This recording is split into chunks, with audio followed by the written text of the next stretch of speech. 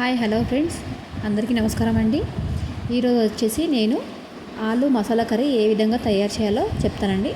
ముందుగా stove వెలిగించుకోవాలి. Stove వెలిగించుకొని stove పైన కడాయి పెట్టుకొని కడాయిలో నూనె వేసుకోవాలండి. నూనె వేడెక్కాక 2 ఇలాచీలు, 2 లవంగాలు, 2 బిర్యానీ పత్తా, 2 దాల్చిన చెక్క, కొద్దిగా షాజీరా వేసుకోవాలండి.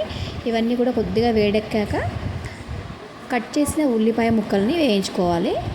అవి ఎర్రగా వేగాక దాంట్లో కొద్దిగా కరివేపాకు, కొద్దిగా పసుపు వేసి ఒకసారి కలుపుకోవాలండి చక్కగా, లేదంటే మాడిపోతుంది.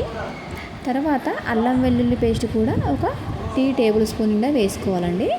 అల్లం వెల్లుల్లి పేస్ట్ వేసాక ఒకసారి గరిటెతో తిప్పుకోవాలండి.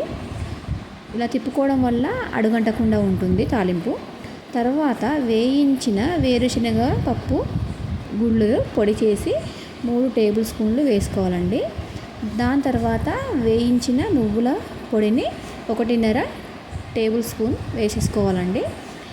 ఇవన్నీ వేసి ఒకసారి కలగతిప్పుకోవాలండి. దాంతోపాటు 1 టేబుల్ స్పూన్ నిండా కారం పొడిని కూడా యాడ్ చేసుకోవాలండి.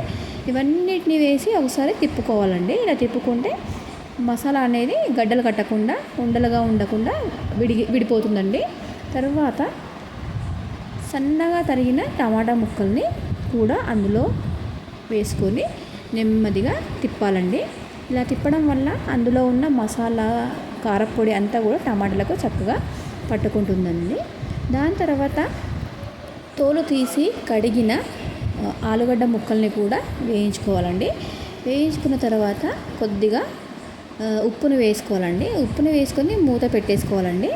ఈ విధంగా ఉప్పును వేసి మూత పెట్టడం వల్ల ఆటోమేటిక్గా వాటర్ అనేది రావడం జరుగుతుంది కర్రీలోకి. సో ఒకసారి మూత తీసి గరిటెతో చక్కగా కింద నుంచి మీదికి కలుపుకోవాలండి. ఇలా కలుపుకున్న తర్వాత అవసరమైతే వాటర్ని మనం ఇంకొంచెం యాడ్ చేసుకోవాలి, లేదంటే లేదండి. తర్వాత మూత పెట్టేసుకొని ఒక 5 మినిట్స్ ఉంచేసుకోవాలండి.